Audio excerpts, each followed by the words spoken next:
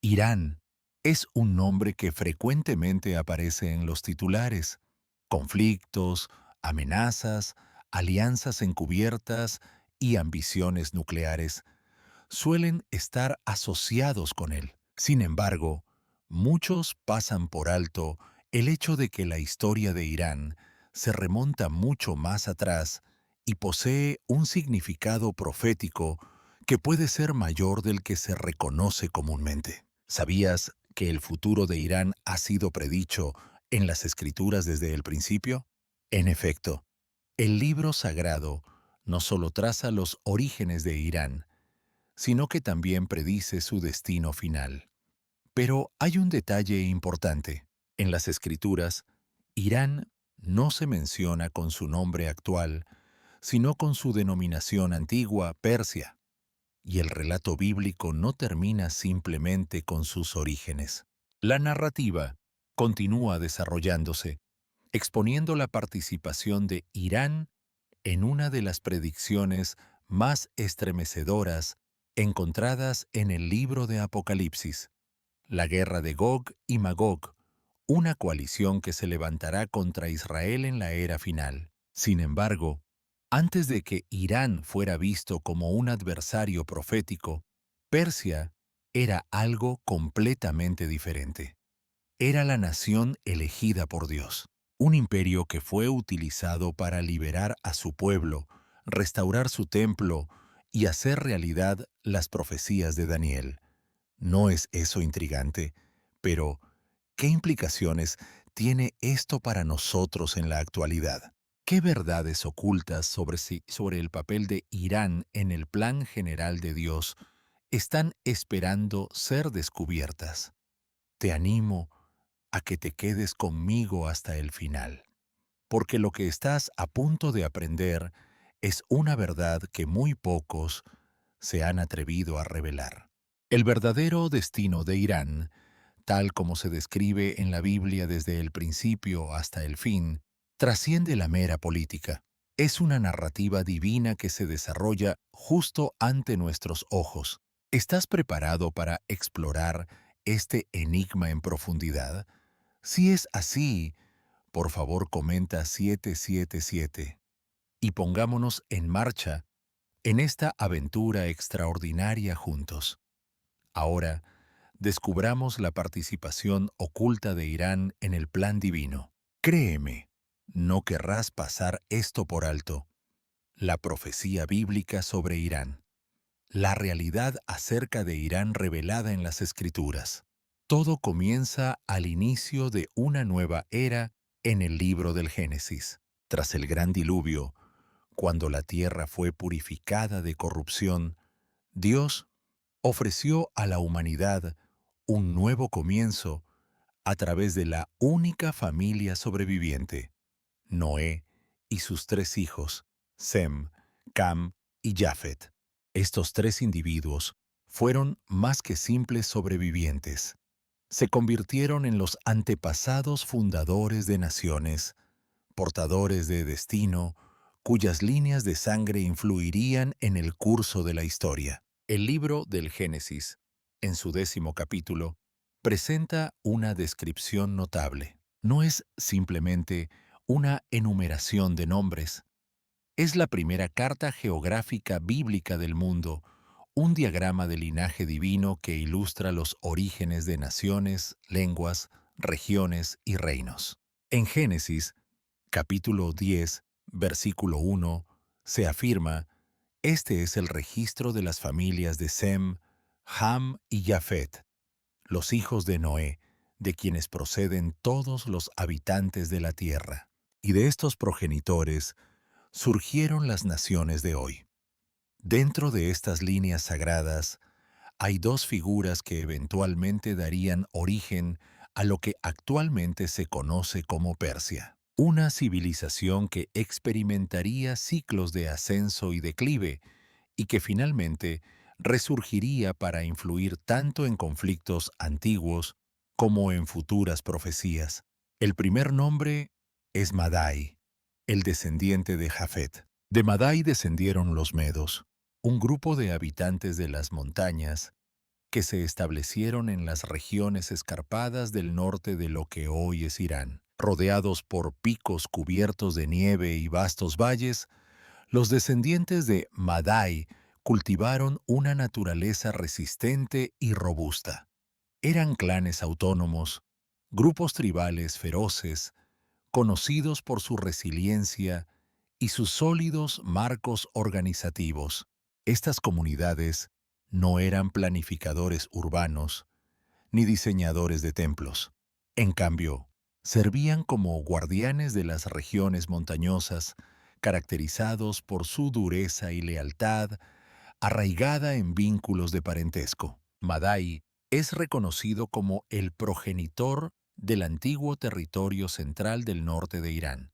Después de él aparece la segunda figura, Alam, descendiente de Sem. Sus descendientes establecieron a los elomitas, quienes habitaban las tierras fértiles y exuberantes del suroeste de Irán, cerca del Golfo Pérsico. En contraste con el pueblo Mes, los elomitas desarrollaron tempranos centros urbanos y ejercieron un importante poder político. Dominaron rutas comerciales vitales y áreas agrícolas fértiles, estableciéndose como una presencia poderosa en el antiguo cercano Oriente. Sin embargo, los elomitas no eran simplemente pueblos vecinos de los primeros seguidores de Dios. También participaron en actos de agresión. En el libro del Génesis, en el capítulo 14, se introduce el comienzo del primer gran conflicto internacional documentado en las Escrituras. Este enfrentamiento no solo pondría a prueba la fuerza de las alianzas, sino que también revelaría algo mucho más profundo: la reacción del reino divino cuando su pueblo elegido está bajo amenaza.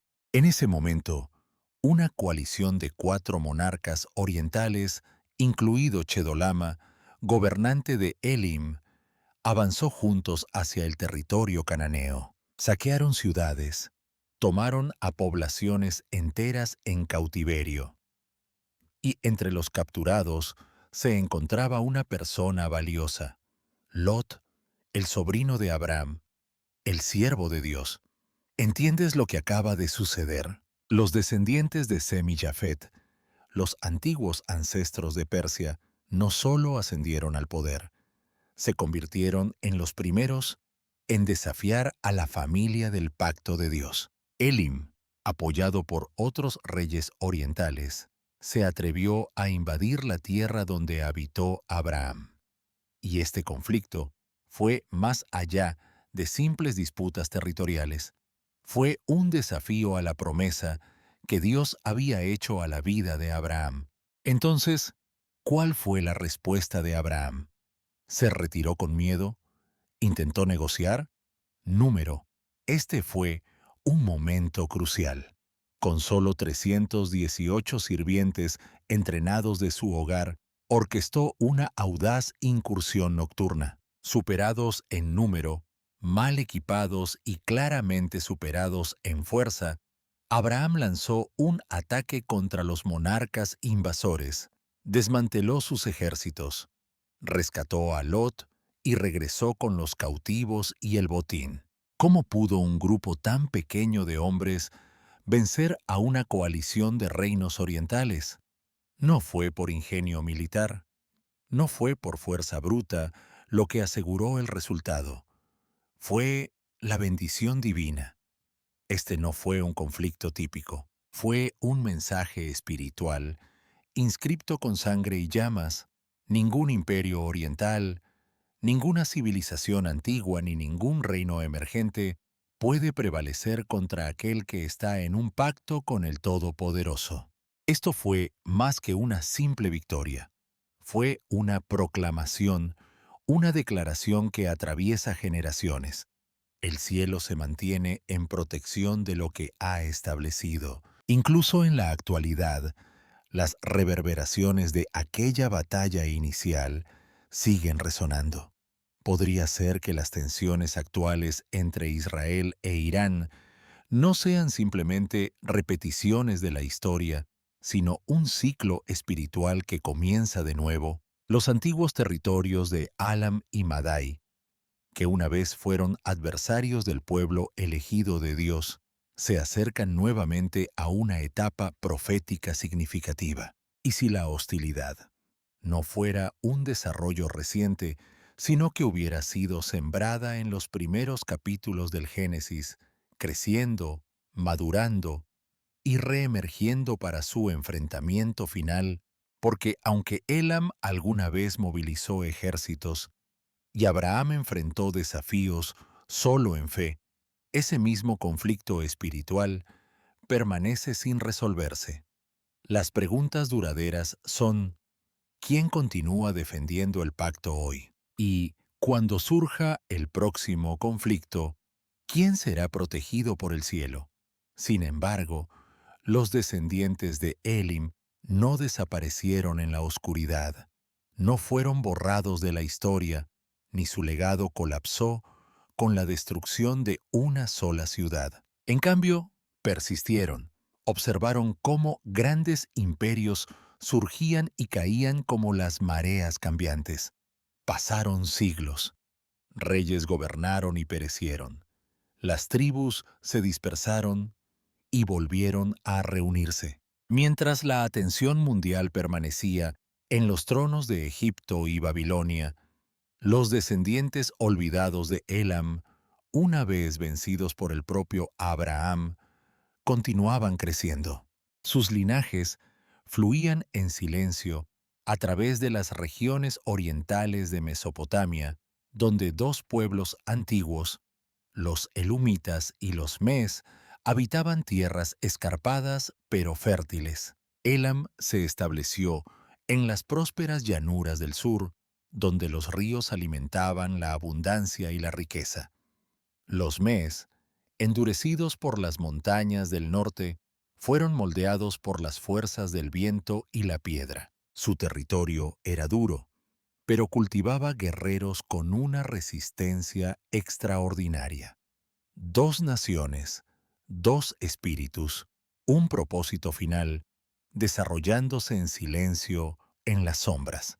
Los imperios surgieron y cayeron a su alrededor. El mundo evolucionó. Entre los restos de la oscuridad comenzó a emerger un nuevo movimiento. Al principio, se formaron clanes sueltos, seguidos por confederaciones de tribus, luego reinos, y Muski, Ommu, finalmente, un imperio, Persia. Sin embargo, no te dejes engañar por sus prácticas paganas o su adoración a deidades extranjeras.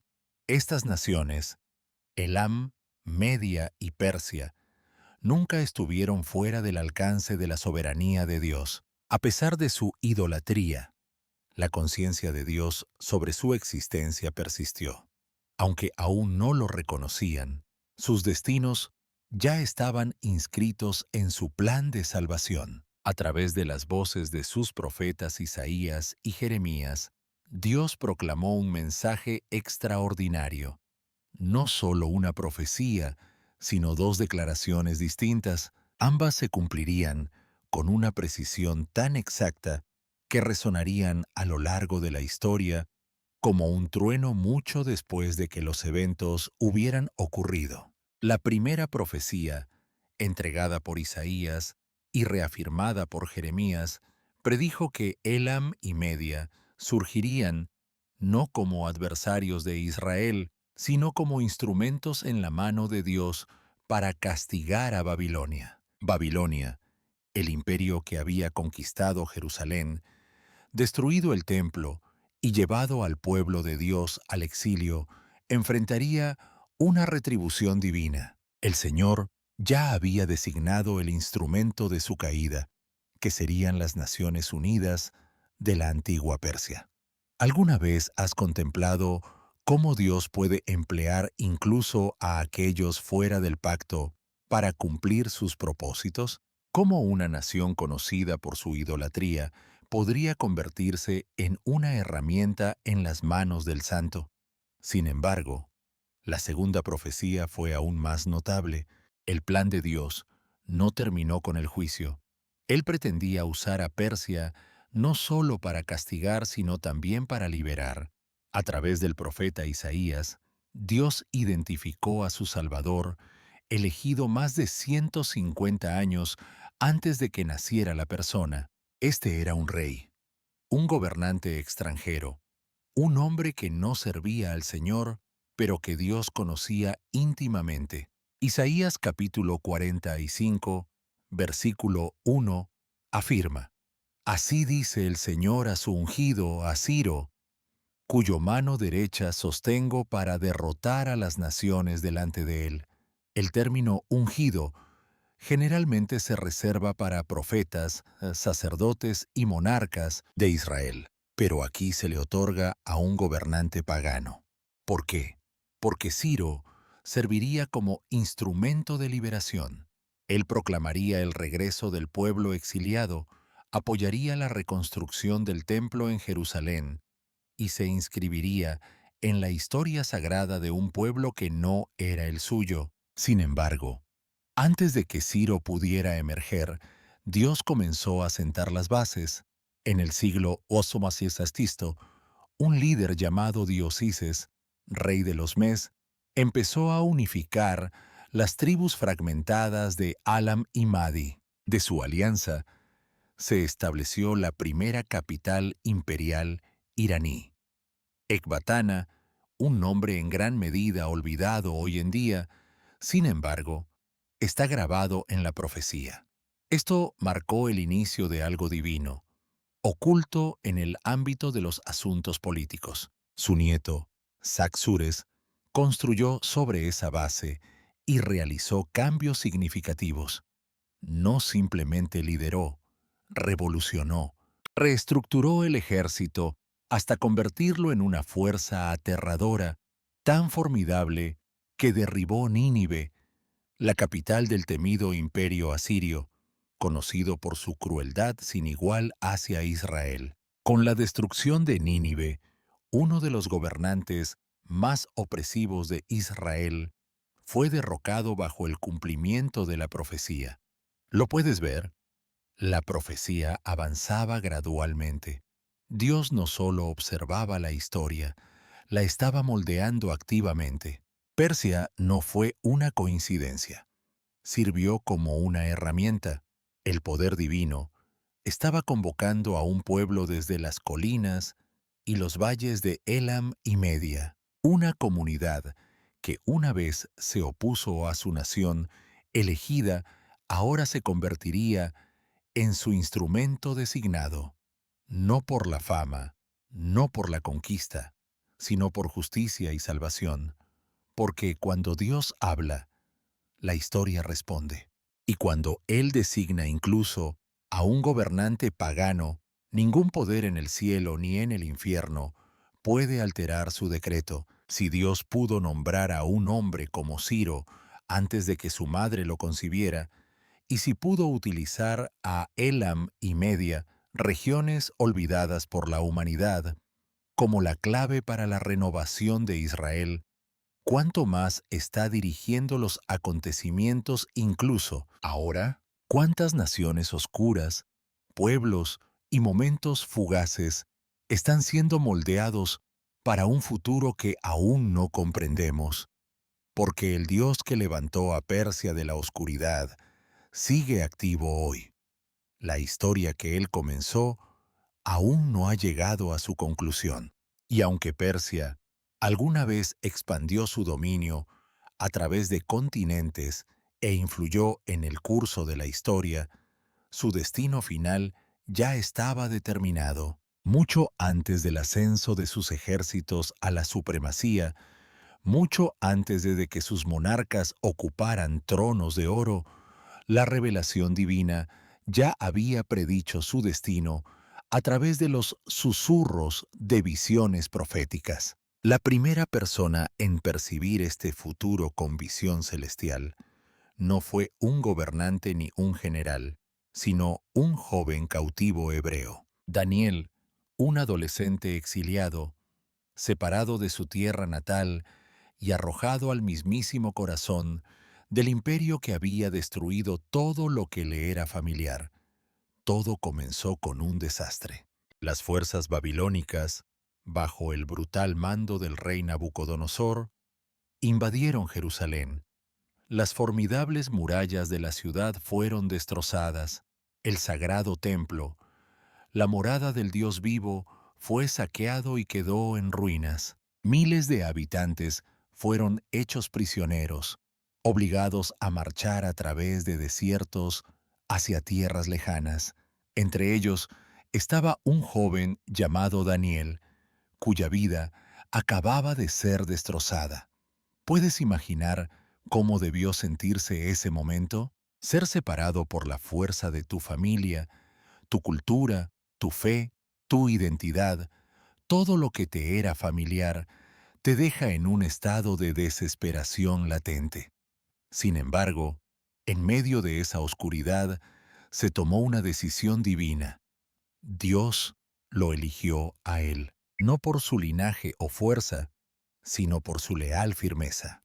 Dentro de los opulentos pero corruptos alrededores de Babilonia, llenos de idolatría y riquezas paganas, Daniel se negó firmemente a arrodillarse. Mientras otros se entregaban en el banquete del rey y bebían del vino del imperio, Daniel mantenía su pureza.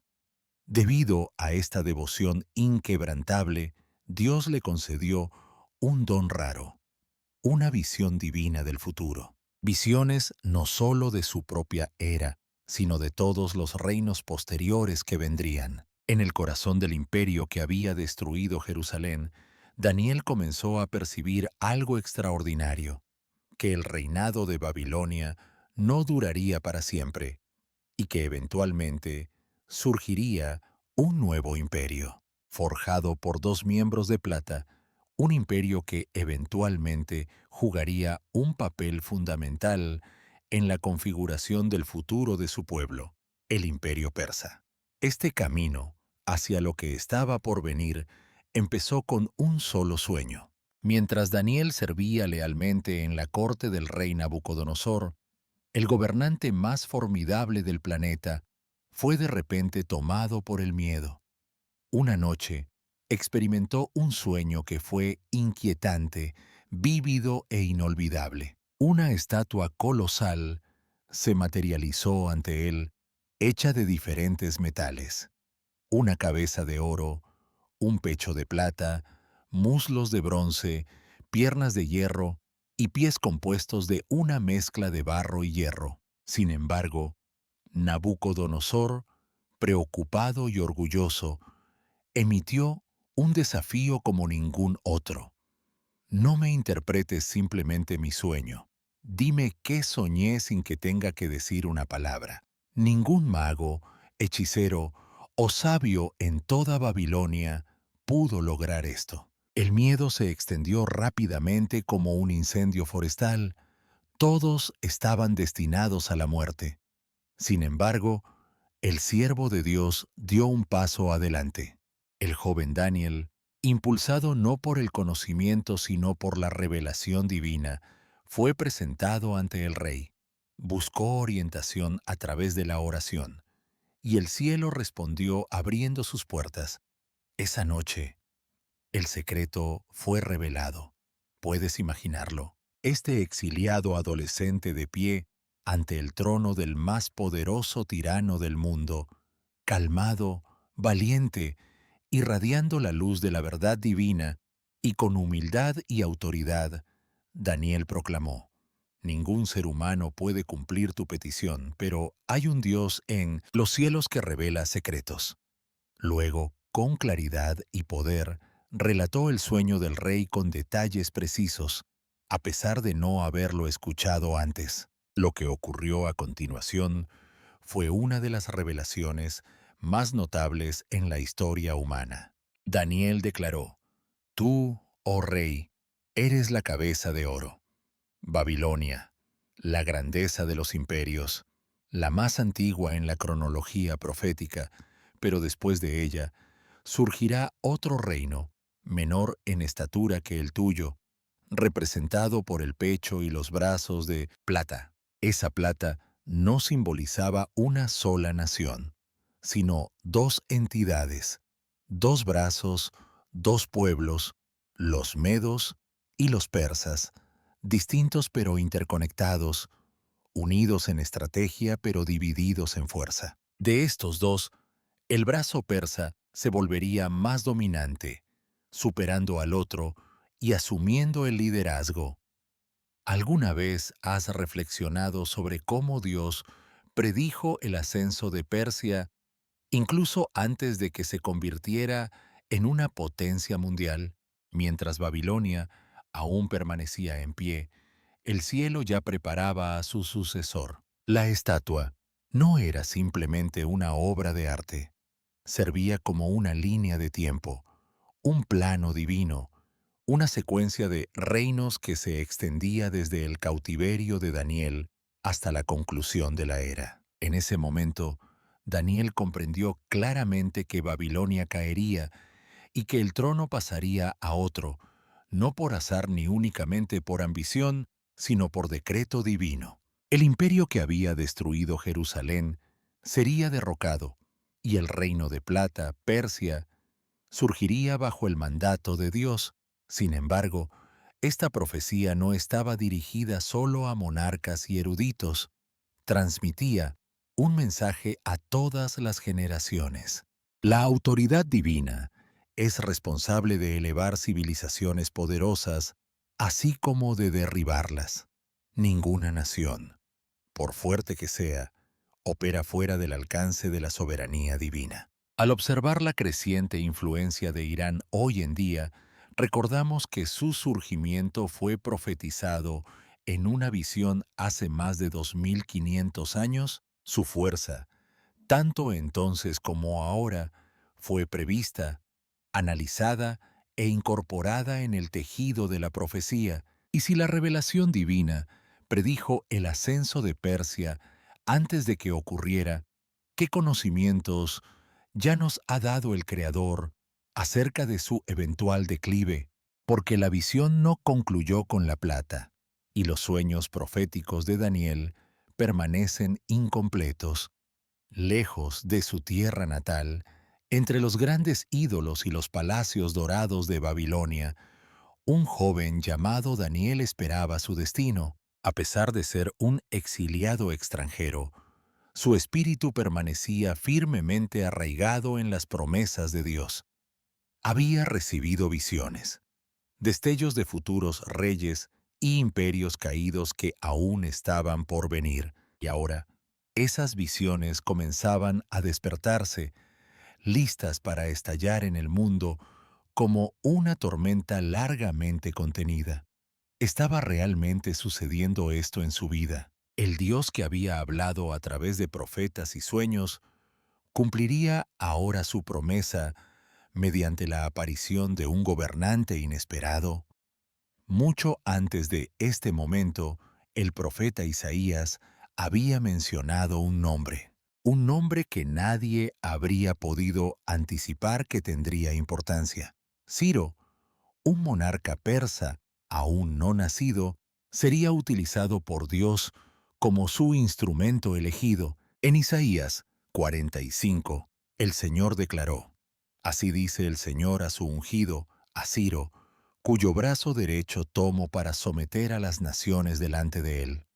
Daniel estaba familiarizado con esta profecía, y ahora, en tiempo real, era testigo de cómo Cesisa cumplía. Ciro, joven y ambicioso, había surgido desde las escarpadas montañas de Persia.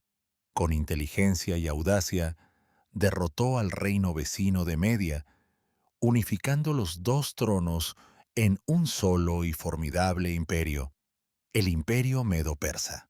A medida que su poder crecía, también aumentaba su confianza en sí mismo. Uno tras otro, los poderosos reinos antiguos sucumbieron ante su dominio. Después de esto, dirigió su atención hacia la joya de la corona de los imperios, Babilonia. El día predicho en las visiones finalmente había llegado. Sin embargo, la conquista posterior no fue un asedio típico. Dentro del palacio real de Babilonia, el rey Baltasar, el nieto altivo e impulsivo de Nabucodonosor, organizó un banquete extravagante. 1000 nobles se reunieron en el gran salón, embriagados con vino y arrogancia. Melodías resonaban a través de las paredes revestidas de mármol, copas de oro tintineaban, y las risas ocultaban la inquietud que acechaba debajo de la superficie. Sin embargo, Belshazzar cruzó un límite que ningún monarca debería jamás acercarse. En un acto de rebelión sacrílega, ordenó que se sacaran los vasos sagrados, tomados hace mucho tiempo del templo del Señor en Jerusalén. Estos objetos no eran simples trofeos, eran herramientas sagradas que una vez se emplearon en la adoración del Dios vivo. Ahora, en el corazón de la Babilonia pagana, estaban exhibidos con desprecio, levantados en celebración de falsos dioses fabricados de oro, plata, piedra y madera. ¿Puedes imaginar el silencio profundo que siguió, el cambio abrupto en la atmósfera? En ese instante, se dictó un juicio, no a través de truenos, sino mediante el movimiento silencioso de una mano invisible. En presencia del asombrado rey y sus cortesanos, los dedos se materializaron y comenzaron a inscribir palabras en la pared. 4 palabras aparecieron: hombres, hombres, Teil, pasen. La música cesó. El vino se volvió agrio. El rostro de Belshazzar se quedó sin color. Sus piernas se desplomaron bajo él. Nadie presente en la cámara comprendió el significado de sus palabras. Los hombres más inteligentes de Babilonia no pudieron intervenir. Sin embargo, Daniel fue llamado. Antes había estado en las cortes reales. Había descifrado visiones, transmitido verdades, incluso bajo amenaza de su vida.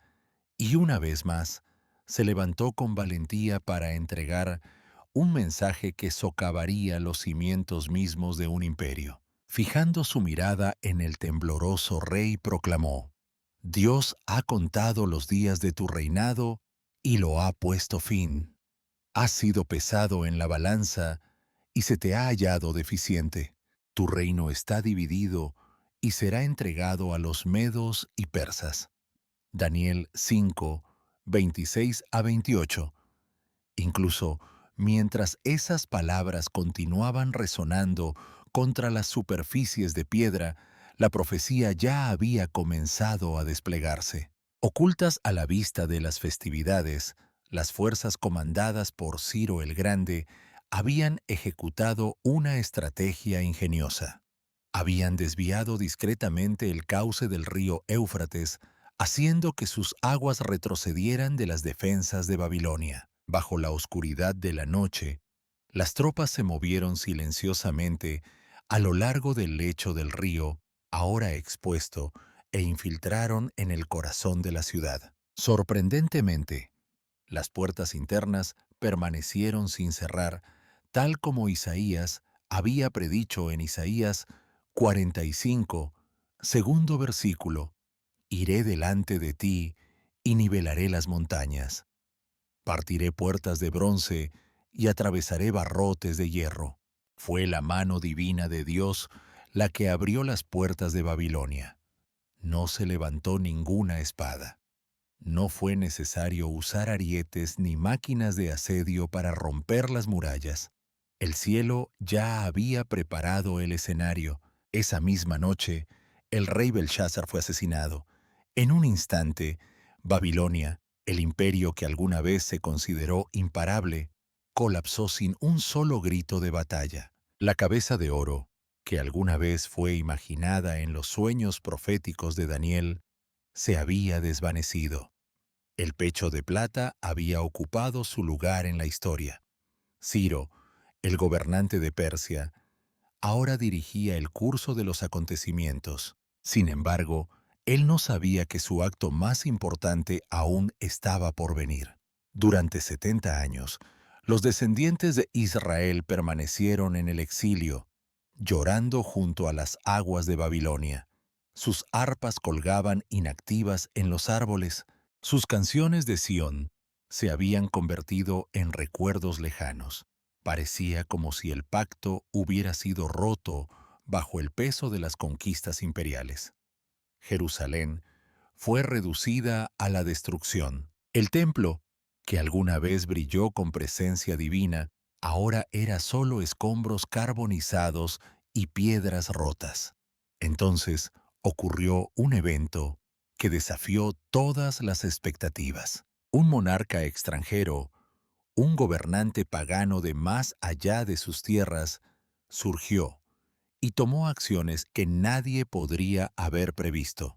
Ciro, el líder del ascendente imperio persa, emitió un decreto oficial. La comunidad judía fue autorizada a regresar a su tierra natal.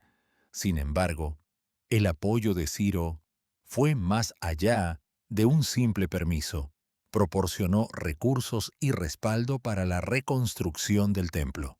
Restableció la dignidad de una población desplazada y lo hizo sin compromisos. Los envió bajo autoridad real, liderados por Zorobabel, un descendiente directo de la línea real del rey David, junto con Josué, el sumo sacerdote de Israel. Estos líderes, que ejercían poderes tanto reales como sacerdotales, sentarían las bases de lo que se había perdido. Iniciarían la reconstrucción del santuario mismo de Dios en la tierra. Como resultado, Persia, en un giro notable de la providencia divina, se convirtió en el único imperio en la historia que no destruyó a Israel, sino que lo restauró. ¿Qué tipo de nación logra tal hazaña? ¿Qué tipo de gobernante financia el templo de una deidad extranjera? Sin embargo, incluso mientras esta acción de renovación tomaba forma, Dios reveló a Daniel una visión más profunda y ominosa, una que sugería un futuro para Persia más allá de la misericordia. En un sueño profético, Daniel vio 4 criaturas aterradoras emergiendo de aguas tumultuosas, cada una más aterradora que la anterior. La segunda criatura llamó su atención. Un oso colosal, enorme en tamaño, de pie sobre una pata con 3 costillas apretadas firmemente entre sus sangrientos mandíbulas. Entonces, una voz resonó desde los cielos, con un tono de presagio diciendo, «Levántate y devora carne». ¿Cuál fue el significado de esto? El oso simbolizaba a Media y Persia, y su postura desequilibrada, apoyándose en un lado, no fue casualidad. Significaba la verdad de que, aunque Media y Persia se unieron como un solo imperio, Persia finalmente ejercería dominio. Las 3 costillas simbolizaban sus victorias más importantes: Lidia, Babilonia y Egipto. Estos fueron imperios consumidos por el deseo implacable de Persia por el control, y la historia lo confirma con notable precisión. Lidia cayó primero, sus prósperas ciudades en Asia Menor, incapaces de resistir al ejército persa en avance. Luego vino Babilonia, la cabeza dorada representada en la visión anterior de Daniel, derribada en una sola noche. Sin embargo, Persia no detuvo su expansión. Justo como la bestia que Daniel describió, Persia continuó su marcha bajo el mando de Ciro II, hijo de Ciro, cuyas fuerzas atravesaron el desierto del Sinaí y derrotaron al ejército del faraón en la batalla de Pelucio. Con la caída de Egipto, la última costilla restante fue violentamente removida de su posición. Sin embargo, las visiones no cesaron. Muchos años después, Daniel se encontró junto al río Uli, quizás contemplando todo lo que había presenciado. Fue allí donde los cielos se abrieron una vez más ante él.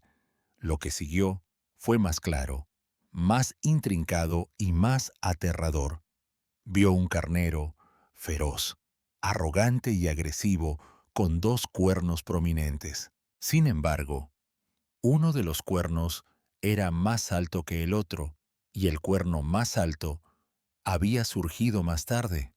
El carnero cargó implacablemente hacia el oeste, el norte y el sur, triunfando sobre toda oposición.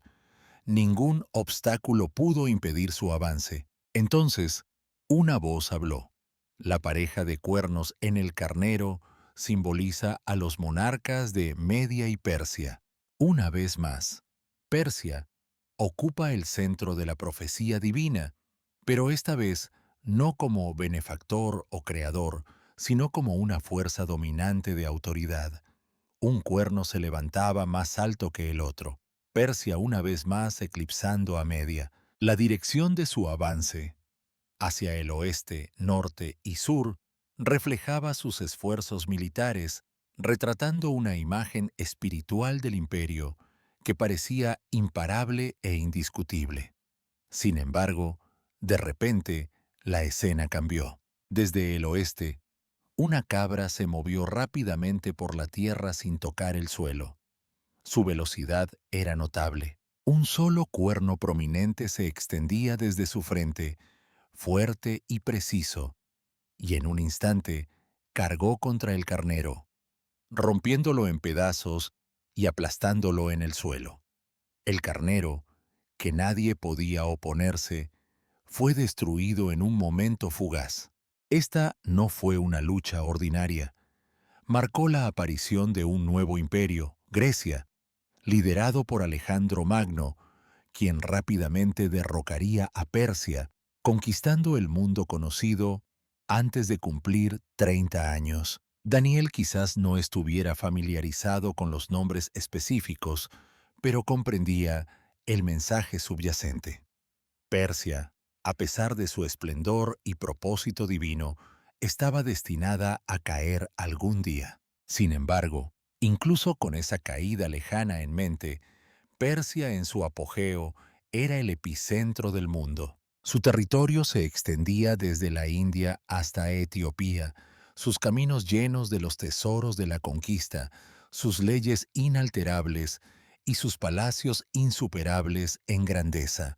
En el apogeo de su gloria bajo el rey Asuero, también conocido como Jerjes II, el trono de Persia se encontraba en la magnífica ciudad de Susa, la antigua capital de Elam. Hoy en día, esta región es conocida como el suroeste de Irán. Estaba allí, entre columnas de mármol y vasos dorados, donde el imperio más grande de la tierra celebraba su corte, y fue en Susa donde lo divino realizó lo extraordinario. No envió un ejército, no convocó a un profeta que manejara truenos o llamas.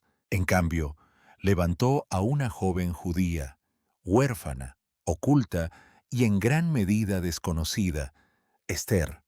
Ella no portaba una espada ni llevaba una corona por derecho propio. Sin embargo, estaba divinamente posicionada para un momento como este. Con intuición, gracia y valentía, superaría a los imperios y enfrentaría el peligro más grande que amenazaba a su pueblo, no mediante la violencia, sino a través de la fe. El imperio más poderoso del mundo sería influenciado por la voz de una sola mujer. No es característico del propósito divino usar a los poderosos para el juicio y a los ignorados para la salvación. Durante el período de esplendor de Persia, el rey Asuero, también llamado Jerjes, organizó una celebración como ninguna otra que el imperio hubiera experimentado. Durante 6 meses, tuvo lugar una gran festividad y exhibición de esplendor frente a nobles y príncipes de las 127 provincias. El oro reluciente, el vino abundante y la autoridad del rey brillaban intensamente en cada evento lujoso. Sin embargo, cuando llegó el punto culminante de este festival real, el rey extendió una invitación a todos los habitantes de la capital, Susa, para un banquete final de una semana de duración. Esta ocasión ya no estaba reservada únicamente para la aristocracia. Estaba abierta a todos. Sin embargo, en medio de la neblina del alcohol y la arrogancia, el rey tomó una decisión crucial y definitiva. Ansioso por mostrar no solo su riqueza, sino también a su reina, ordenó a Basti que compareciera ante la asamblea, adornada con su corona real, para que todos pudieran admirar su belleza. Sin embargo, Basti se negó. Una sola palabra, un rechazo simple. En ese momento, el orgullo del imperio se transformó instantáneamente en vergüenza. Avergonzada ante sus invitados y en la corte, Ahasueras respondió con enojo y rabia. Vashti fue exiliada del palacio, dejando su trono desocupado. Lo que siguió fue más que simplemente encontrar un sucesor. Fue una competencia de belleza a nivel nacional sugerida por los consejeros del rey. Cada región debía ser inspeccionada en busca de las jóvenes vírgenes más hermosas que luego serían llevadas al harén real. Allí, cada candidata pasaría un año entero en purificación y cuidado antes de presentarse ante el rey. El proceso era tanto opulento como implacable. Entre las seleccionadas se encontraba una joven llamada Hadasa. Sin embargo, nadie en el palacio conocía su verdadera identidad. Para todos, ella era simplemente Esther. Hadasa era huérfana, descendiente de exiliados judíos, criada en secreto por su primo Mordecai. Vivió en silencio entre su pueblo en Susa. Sin embargo, por la guía invisible de un poder superior, fue llevada al mismo corazón del imperio persa. Su nombre fue cambiado, su pasado oculto, pero algo en su espíritu permanecía resistente. Esther ganó el cariño del rey. Aunque él desconocía su identidad judía, colocó la corona real sobre su cabeza y la nombró reina de Persia. Sin embargo, incluso mientras Esther ascendía a su nuevo puesto, una presencia oscura comenzó a extenderse dentro del palacio. Amán, un descendiente de los amalecitas, antiguos enemigos de Israel, había llegado a un cargo solo por debajo del monarca. Con astucia y arrogancia, exigía respeto de todos a su alrededor. Cuando Mardoqueo, pariente de Esther, se negó a inclinarse, el orgullo de Hamán se convirtió en malicia. No estaba satisfecho con castigar a un solo individuo. En cambio, ideó un plan para aniquilar a toda una nación. Se acercó al rey con palabras ambiguas que describían a una población dispersa que seguía costumbres inusuales y se negaba a cumplir con los mandatos reales, sin mencionar explícitamente a los judíos. Los presentó como un peligro y ofreció un soborno para eliminarlos. Confiando en su consejero, el rey entregó el anillo de sello real y aprobó el decreto. En una fecha predeterminada, todos los judíos del imperio, hombres, mujeres y niños, serían ejecutados. ¿Puedes imaginar el caos que siguió? Las proclamaciones fueron leídas en voz alta en cada provincia. Se desató el desorden. Las comunidades judías quedaron sumidas en la tristeza al darse cuenta de que sus destinos habían sido sellados con tinta y autoridad real. Sin embargo, en medio de la desesperación, Moray rasgó sus vestiduras y se sentó en cilicio y ceniza fuera de las puertas del palacio. Envió un mensaje a Esther diciendo: «Debes actuar». Pero, ¿cómo podría ella? Esther era muy consciente de la ley. Acercarse al monarca sin una convocatoria previa era castigado con la muerte, a menos que él extendiera su cetro de oro como signo de misericordia. Ella no había sido convocada a su presencia durante un mes. Entrar en esa sala del trono significaba arriesgar todo lo que tenía. Una ola de miedo se apoderó de ella, sin embargo, su fe permanecía más fuerte. Después de ayunar junto a su pueblo durante 3 días, Esther se levantó y se acercó al trono. Cada paso ponía a prueba su determinación y confianza. Al llegar al patio interior, el rey la notó y levantó su cetro. Se le había concedido favor divino, pero ella no actuó impulsivamente. En cambio, ella extendió una invitación al rey y a Hamán para asistir a un banquete.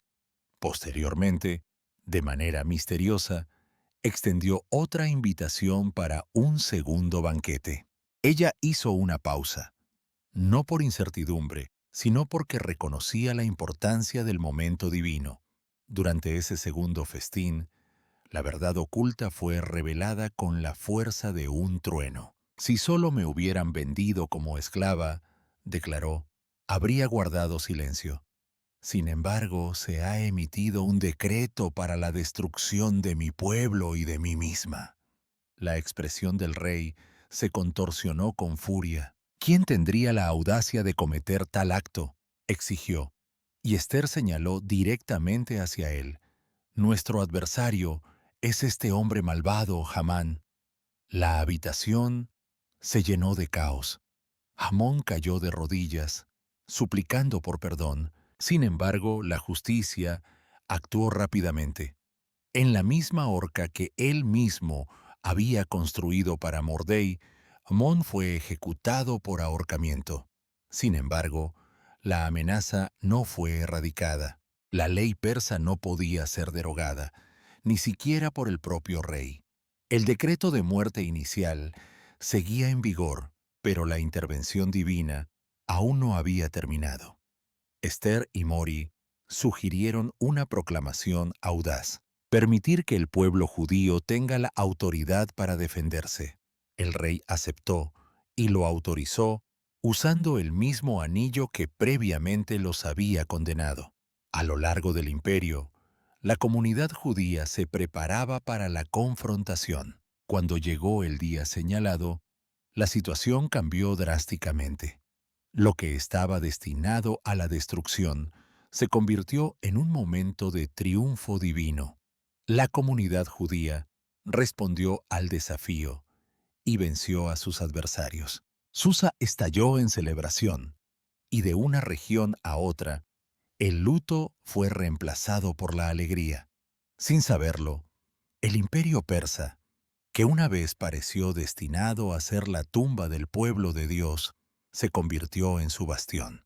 Un trono pagano se transformó en un protector divino, y un huérfano judío escondido en un palacio se convirtió en el instrumento a través del cual Dios sostuvo su promesa. Ahora, considera esto. ¿Qué pasaría si nacieras para un tiempo como este? Porque incluso en el silencio de Dios, su mano sigue moviéndose. En medio de la oscuridad, su luz aún guía. En un universo que conspira para la destrucción, Él continúa elevando a Esther. Tras el milagro de Esther en las cortes reales de Susa, Persia pareció retirarse silenciosamente del primer plano de la historia bíblica. Los poderosos imperios del pasado persistieron en sus ciclos de crecimiento y declive. Babilonia hacía mucho que había desaparecido. Grecia experimentó su auge y caída. Roma estableció su dominio. Durante un tiempo, la nación que fue fundamental para liberar a Israel se desvaneció en el trasfondo de la historia escritural. Sin embargo, el silencio no equivale a ausencia, ni la oscuridad implica insignificancia. Persia pudo haberse apartado del centro de atención, pero detrás de escena permaneció vigilante, atenta y aún mirando hacia los cielos. Siglos después, en medio de las cargas del dominio romano y con la profecía pareciendo un murmullo lejano, se desarrolló un evento extraordinario. Una escena tan conocida que a menudo se repite durante la temporada navideña. Sin embargo, pocas personas se dan cuenta de las múltiples capas de significado que se esconden debajo de su superficie. En Mateo, en el capítulo 2, los primeros y segundos versículos se afirma: llegaron del oriente unos magos a Jerusalén preguntando: ¿dónde está el rey de los judíos que ha nacido? Porque hemos visto su estrella en el oriente y hemos venido a adorarlo. Pero, ¿quiénes eran exactamente estos magos? No eran simplemente astrónomos aficionados o exploradores ocasionales. El término griego magoi describe a un grupo de hombres sabios, incluyendo sacerdotes, astrónomos y eruditos originarios del Oriente. Aunque su lugar de origen exacto no se especifica en las escrituras, todas las pistas históricas y culturales apuntan hacia una antigua región, Persia, ahora conocida como Irán. Los magos pertenecían a una larga tradición del sacerdocio persa. Estas personas eran muy respetadas en todos los territorios del este por su profundo conocimiento de la astronomía, las matemáticas y la profecía. Sus estudios abarcaban no solo los fenómenos celestiales, sino también escritos antiguos, que probablemente incluían las escrituras proféticas de una figura que alguna vez ocupó una posición prominente en las cortes reales de su tierra natal. Imagínese la escena. Hace siglos, Daniel, quien fue hecho prisionero siendo un joven en Babilonia, llegó a ser jefe de los magos y sabios bajo Nabucodonosor, y más tarde sirvió en las cortes del imperio persa. Su legado trascendió las simples interpretaciones de sueños. Dejó un cronograma, una cuenta regresiva profética que señalaba directamente la venida del Mesías. Daniel 9:25 afirma claramente esto. Desde la emisión del decreto para restaurar y reedificar Jerusalén hasta que aparezca el ungido, el gobernante, habrá períodos de 77 años y períodos de 62 años. Podría ser que estos sabios hayan conservado los escritos de Daniel a través de las generaciones, no solo respetándolo como profeta, sino también tomando sus predicciones tan en serio que calcularon la llegada del Mesías. Es posible que hayan observado las señales celestiales y reconocido de inmediato que había llegado el momento.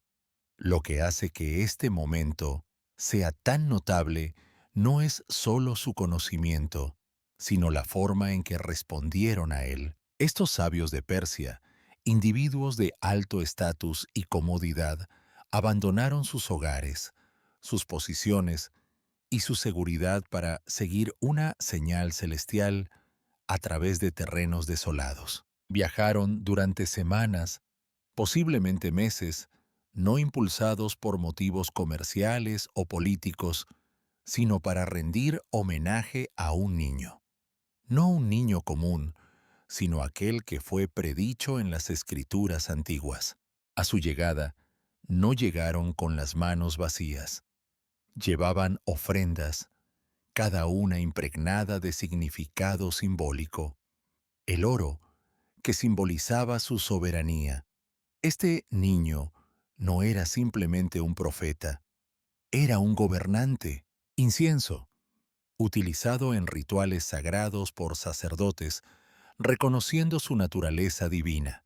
Míger, una especia asociada con el entierro, insinuando el sacrificio que le esperaba. Este bebé estaba destinado al sacrificio. Ya supieran o no comprender plenamente el significado de sus acciones, su camino descubrió un enigma sagrado.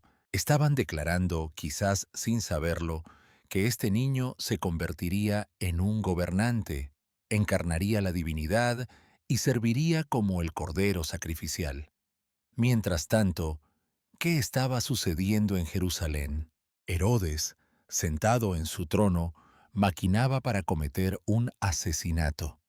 Los eruditos religiosos, a solo 5 millas de Belén, permanecían en silencio e inmóviles. Sin embargo, estos visitantes extranjeros de Persia, foráneos por linaje pero buscadores de corazón, fueron los primeros en arrodillarse en adoración ante el Mesías recién nacido. Considere eso, Persia, una nación que una vez fue enviada por Dios para liberar a los cautivos y restaurar el templo, volvió a surgir como el vaso elegido para honrar la llegada del Salvador, esta vez no mediante la fuerza, sino a través de la reverencia, no por decreto real, sino mediante la adoración. Desde los antiguos escritos de Daniel hasta el pesebre en Belén, Persia permaneció silenciosamente como parte del continuo plan divino de Dios. Incluso durante el exilio, y a pesar de estar lejos de la tierra prometida, Dios estuvo activo, moviendo corazones, sembrando semillas espirituales y preparando una nación una vez más para cumplir su destino. Esto plantea una pregunta profunda para ti. ¿Habrías discernido la estrella? ¿Habrías viajado a través de desiertos, llevado regalos preciosos y te habrías postrado en reverencia ante la promesa encarnada? Porque los sabios no solo vinieron a ver a un niño, vinieron a reconocer la entrada de la eternidad en el tiempo. Vinieron a testificar que el rey había llegado, y Persia sería de las primeras en adorar. Esto no fue mera coincidencia, fue el cumplimiento de una profecía divina. En esta revelación final, observamos la trayectoria completa de la fidelidad inquebrantable de Dios. Persia, que alguna vez fue vista como la liberadora, la amenaza y la observadora, vuelve a convertirse en la primera en adorar a los pies del rey. La narrativa de Israel e Irán no es solo una historia de conflicto, es un relato de profecía, rebelión y redención, de naciones que se levantan y se arrodillan, y de la obra de Dios a través de la oscuridad y la luz para cumplir su plan inquebrantable. Persia ha estado presente en cada fase de esta historia. Sin embargo, la historia de Irán, la antigua Persia mencionada en la Biblia, no termina con la restauración de Jerusalén ni con los gloriosos días de la reconstrucción del templo. No se desvanece en las cortes de Ciro ni en la valentía de Ester.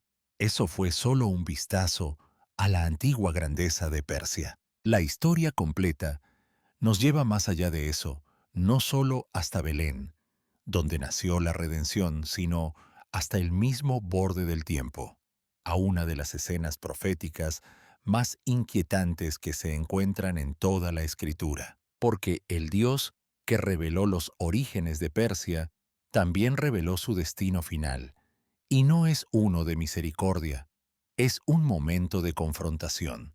A través del profeta Ezequiel, el Señor revela una visión que atraviesa los siglos hasta la culminación de la historia.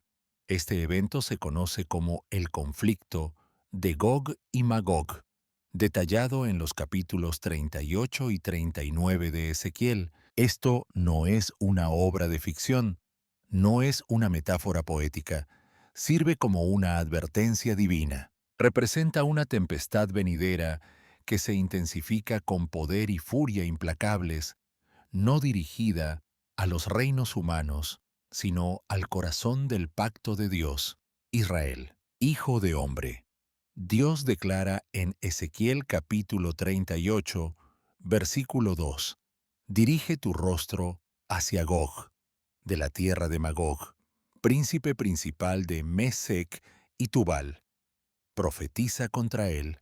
El tono es autoritario e intenso. El veredicto ya ha sido determinado. Lo divino no está extendiendo una oferta de negociación, sino anunciando una declaración de conflicto.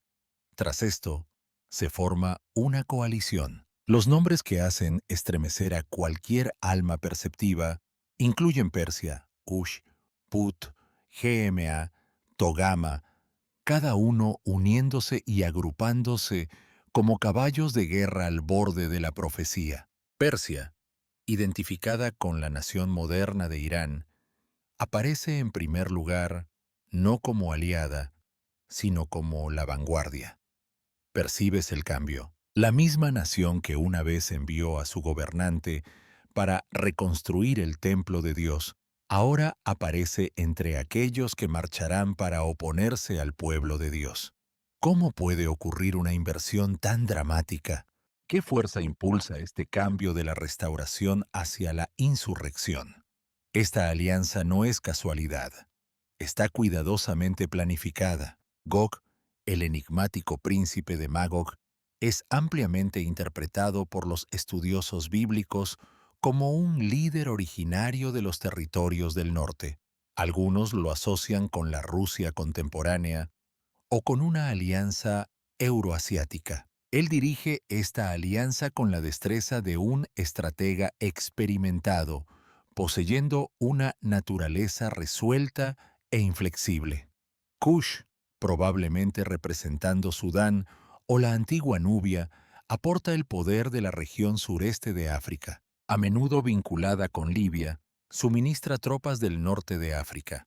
Uemea y Togama, conectados con áreas en la Turquía actual y el Cáucaso, ascienden con la fuerza de las fuerzas occidentales y del norte.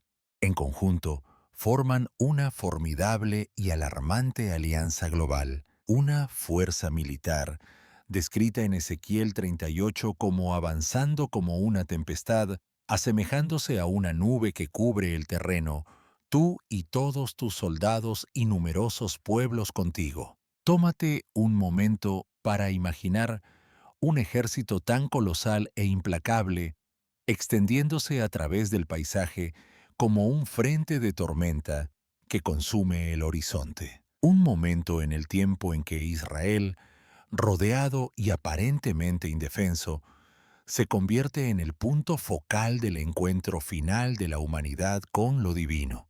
Sin embargo, aquí es donde los planes humanos chocan con la soberanía inquebrantable de Dios, porque esta situación no culminará en la ruina de Israel. En cambio, desencadenará una intervención divina directa. Y cuando el Creador interviene, no lo hace con un susurro. Ezequiel 38, versículos 19 a 22, describen la ira desatada. Un gran terremoto que sacude las naciones, fuego y azufre descendiendo del cielo, caos estallando entre los adversarios. Dios no solo dispersa a los ejércitos, Él revela su esplendor a través de actos de juicio. Lo que las naciones planearon destruir, en cambio, servirá como una exhibición mundial de la autoridad del verdadero gobernante. Por lo tanto, demostraré mi grandeza y mi santidad, proclama Dios en Ezequiel, capítulo 38, versículo 23, y me daré a conocer en presencia de muchas naciones. Entonces sabrán que yo soy el Señor. ¿Comprendes la importancia de esto? Este conflicto no es únicamente político o militar, es fundamentalmente teológico. No se trata simplemente de territorio o dominio, se trata de la afirmación de que el nombre de Dios será justificado ante todas las naciones. El ataque a Israel actúa como el catalizador para una demostración divina. Y Persia, conocida hoy como Irán, no escapará a ese juicio final. En efecto, Persia una vez guió al pueblo de Dios. Sí, un monarca pagano atendió la llamada divina, pero la profecía revela que la misma tierra eventualmente volverá a surgir, no a través de riquezas o edictos reales, sino con armas y planes astutos. Y por esa rebelión enfrentará juicio. No porque lo divino haya olvidado a Persia, ni por enemistad divina, sino porque una vez más se opondrá al pueblo de Dios, desafiará su pacto y en última instancia se volverá en su contra. La verdad esencial que debemos mantener en nuestro corazón es esta.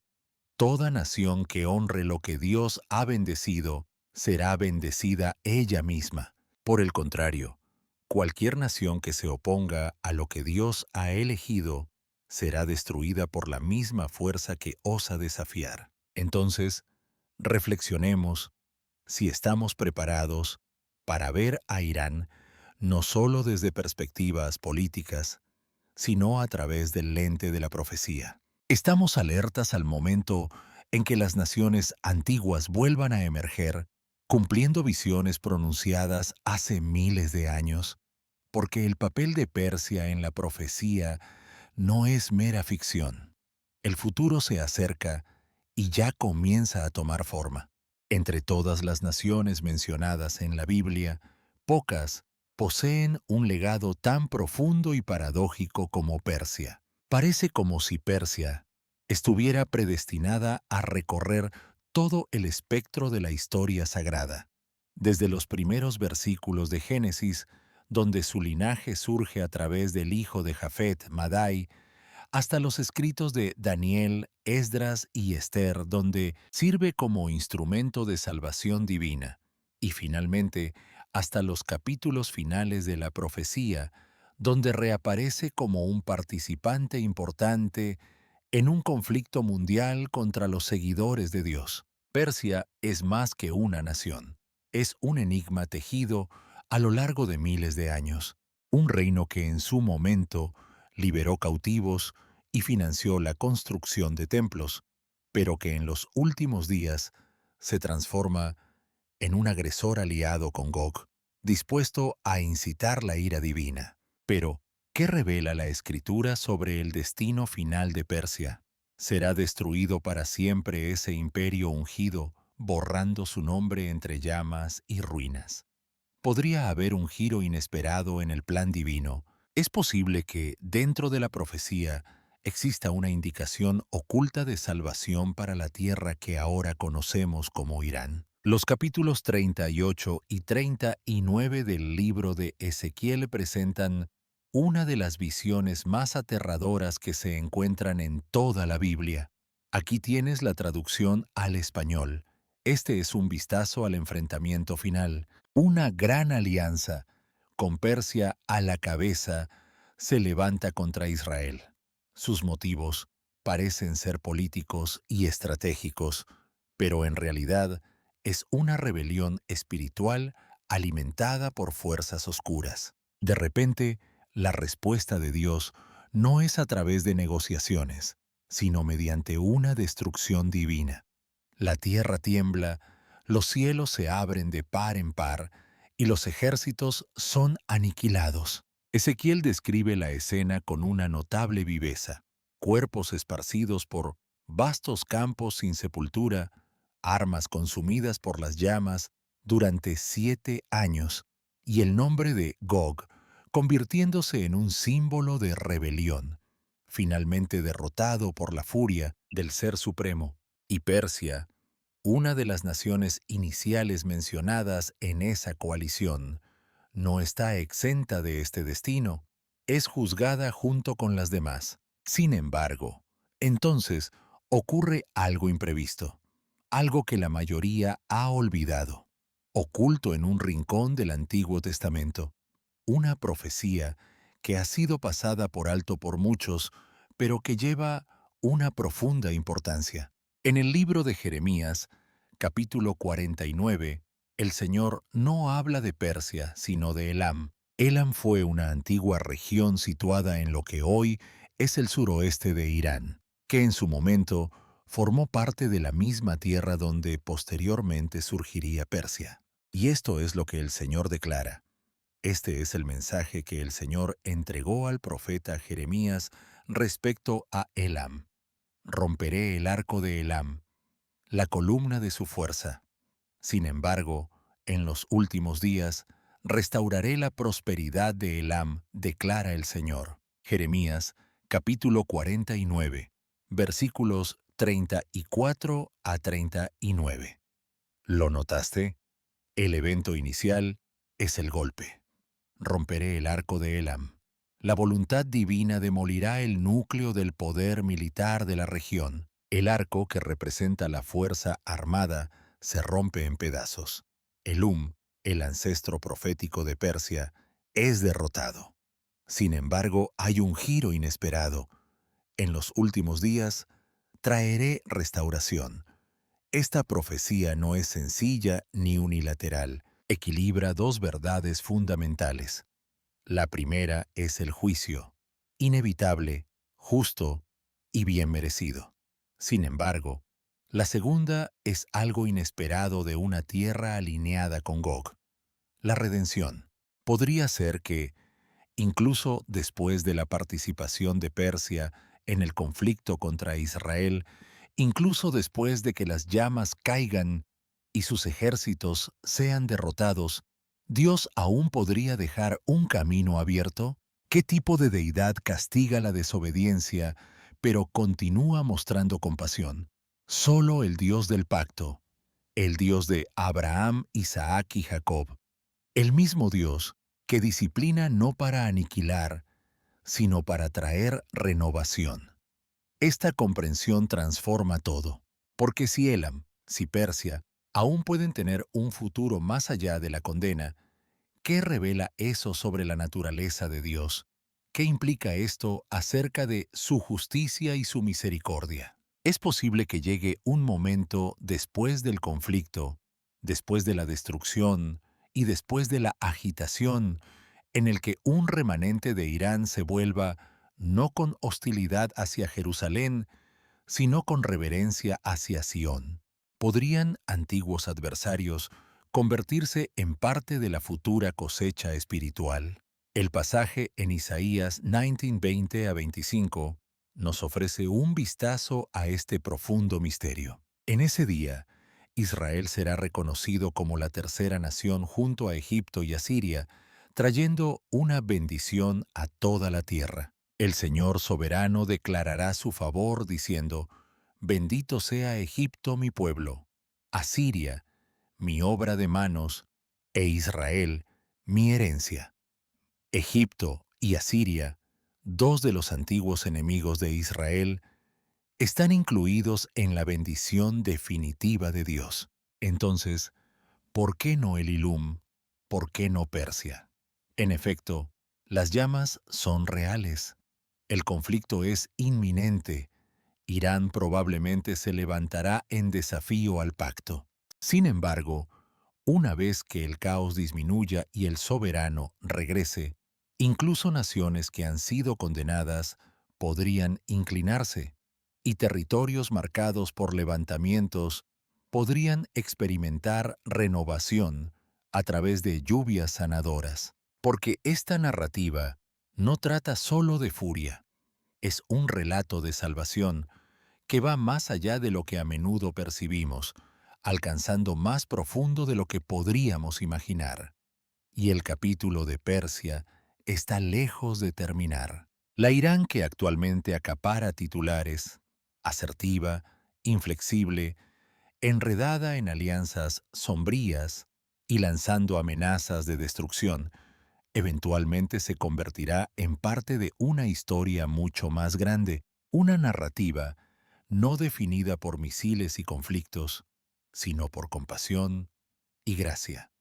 Porque la misma tierra que una vez dio origen a reyes y civilizaciones poderosas, también ha sido inscrita en el diseño fundamental de la renovación. La historia de Persia refleja el viaje humano en general, creada para la grandeza, cayendo en rebelión, siendo juzgada con justicia, pero aún así, extendiendo una invitación a ser restaurada. Esto es lo que hace que el destino profético de Irán sea tan significativo, porque en las Escrituras, el curso del destino no está moldeado únicamente por errores pasados, sino también por el potencial de arrepentimiento futuro. Persia, que una vez fue una redentora y que posteriormente emergió como una fuerza de oposición significativa, no será olvidada en el plan de salvación de Dios. En cambio, está incluida tanto como una advertencia como una promesa, porque la Escritura indica que en los últimos días, una vez que el caos de la guerra haya cesado y el rey haya regresado, las naciones que anteriormente se opusieron a Jerusalén no serán excluidas permanentemente. Zacarías 14:16 dice: Entonces sucederá que los que queden de todas las naciones que fueron contra Jerusalén subirán año tras año para adorar al Rey, al Señor de los ejércitos, y para celebrar la fiesta de las tiendas. Imagina un futuro donde aquellos que una vez empuñaron armas puedan un día levantar sus manos en reverencia. Aquellos que una vez marcharon en hostilidad podrían caminar en peregrinación. Y entre esas naciones, ¿podría estar presente Elam? Podría ser que incluso Irán, que una vez sirvió como un vaso de salvación, luego de rebelión y, en última instancia, de juicio, finalmente presencie la gloria que siempre estuvo destinado a reflejar. ¿Se inclinará la tierra que una vez apoyó a Ciro ante Cristo? ¿Estarán entre los que financian conflictos los que ahora participan en la celebración de las tiendas? Porque en el corazón de Dios, incluso los capítulos más profundos y oscuros no son el final de la historia. Él es el escritor que deja una pausa al concluir la narrativa, el que aún extiende suavemente invitaciones a través del abismo espiritual. Vuelve a mí, y yo volveré a ti. Zacarías 1 o 3. Desde las primeras reverberaciones de Génesis hasta las visiones apocalípticas de Apocalipsis, Persia ha existido no solo como una nación, sino como un hilo continuo tejido en la narrativa divina después del diluvio, mientras el mundo respiraba por primera vez. Una vez más, Dios nombró a Elai Madai entre los descendientes de Sem y Jafet.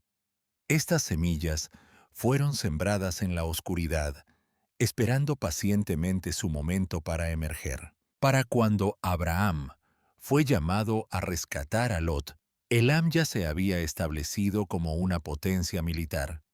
Más tarde, cuando cayó la arrogancia de Babilonia, Persia tomó protagonismo, no para dominar, sino para restaurar. Fue Ciro, el rey persa, quien proclamó que los israelitas podían regresar a su tierra y reconstruir el templo.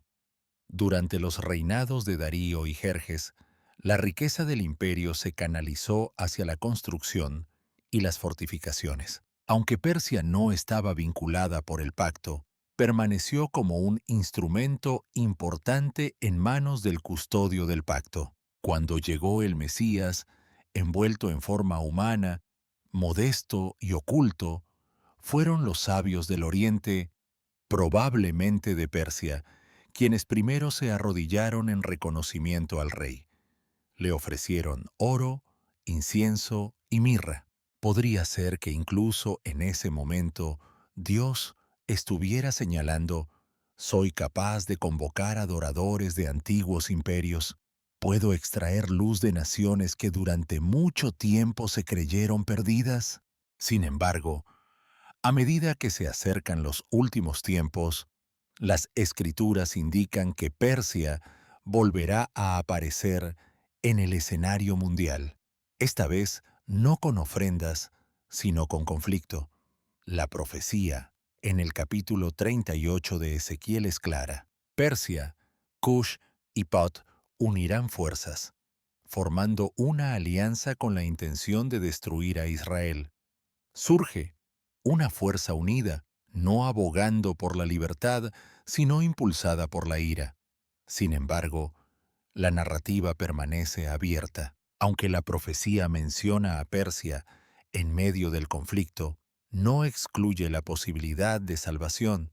Las mismas escrituras que predicen el enfrentamiento también anticipan el arrepentimiento. El mismo poder divino que una vez juzgó a Nínive también extendió el perdón cuando la ciudad se arrepintió.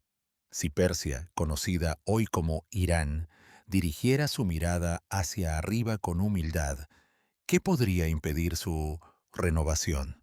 ¿Podría el renacimiento surgir de las cenizas de la rebeldía? ¿Podrían las congregaciones clandestinas, ya floreciendo en secreto, comenzar a influir en el espíritu de una nación? ¿Y si aquellos que alguna vez maldijeron a Israel empezaran a orar por su paz? Porque esta historia trata de algo más que solo naciones. Esta narrativa concierne a un ser divino que nunca olvida un nombre, nunca desecha una historia y nunca permite que el adversario tenga la última palabra. Por lo tanto, al observar la tensión creciente, los ejércitos que convergen y la realización de la profecía, no pases por alto la compasión que está enraizada en la advertencia. No cierres el capítulo en el que lo divino simplemente ha pasado la página. Eventualmente, las naciones se reunirán en Jerusalén, no para luchar, sino para reverenciar, no impulsadas por la animosidad, sino por la restauración. Y Persia, en efecto, incluso Persia, podría estar entre ellas. Porque con lo divino, ninguna historia termina en ruina cuando aún existe una oportunidad para el esplendor. Ahora, después de todo lo que has escuchado, te pregunto, ¿crees que Irán está cumpliendo actualmente su destino profético? Estamos viviendo en una era en la que las profecías se cumplen silenciosamente, y lo que una vez parecía lejano y antiguo, ahora es más vívido que nunca. Entonces, ¿dónde crees que estamos en esta historia que se desarrolla? ¿Reconoces signos de estas profecías en los titulares de hoy? Comparte tus pensamientos en la sección de comentarios a continuación. Si quieres que sigamos examinando cómo los eventos actuales se relacionan con la profecía bíblica, por favor, dale un like a este video y compártelo. Esto nos ayuda a entender que debemos seguir descubriendo más profecías que se están desarrollando justo ante nuestros ojos. Si estás listo para explorar el tema aún más, haz clic en el video que aparece en tu pantalla ahora. Las 4 claves de Daniel para reconocer al anticristo. Daniel nos proporcionó los indicadores que hemos discutido en esta presentación. En estos momentos, adquirir conocimiento es más crucial que nunca. Bendiciones. Entonces, ¿qué implicaciones tiene esto para nosotros en nuestra generación actual? Indica que no somos simplemente observadores de una lucha lejana. Actualmente estamos viviendo los capítulos de la profecía. Servimos como testigos de la realización de palabras pronunciadas hace muchos siglos. Junto con esta revelación viene un deber. El conflicto entre Israel e Irán es más que solo un titular. Actúa como una alerta divina, resonando en todas las naciones y exhortando a la Iglesia a apartarse de preocupaciones pasajeras y enfocar su atención en lo eterno. Cuando la tierra tiembla, los cielos no se inquietan. En cambio, se preparan. Este no es un momento para el miedo, es un tiempo para la concentración. El Dios que designó a Ciro sigue en control soberano. La misma mano que dirigió a Esther te está guiando ahora. El mismo espíritu que concedió a Daniel comprensión está despertando una vez más a sus seguidores. Tu presencia en esta era no es una coincidencia. Has sido colocado aquí para un momento como este. Entonces, ¿qué acciones debemos tomar? Oramos con fervor, nos mantenemos firmes con convicción, hablamos con confianza, vivimos con intención y permanecemos vigilantes, espiritualmente atentos, con conciencia profética y firmemente arraigados en la Escritura. Ora por Israel, ora por la paz de Jerusalén. Sin embargo, más allá de eso, prepárate en tu corazón. porque las señales son claramente evidentes.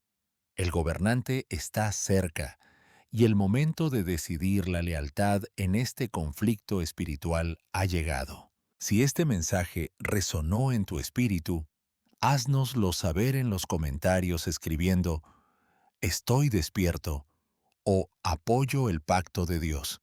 No ignores este momento. Participa en lo que Dios está revelando. Comparte tus reflexiones abajo. Dale me gusta a este video para ayudar a difundir este mensaje aún más. Suscríbete para mantenerte actualizado con el contenido que se viene. Si te sientes inspirado, puedes apoyar esta misión usando la función de Supergracias. Tu contribución nos permite seguir creando material que inspira y empodera. Estamos agradecidos con cada uno de ustedes, ya sea que hayan donado, dejado un comentario o simplemente escuchado. Ustedes son importantes, son reconocidos y forman parte de una generación escogida que surge en tiempos proféticos. Que las bendiciones divinas estén contigo, que tu espíritu se despierte y que tu corazón esté preparado, porque lo que está por venir sacudirá al mundo. Sin embargo, aquellos que permanecen en la roca permanecerán inalterables.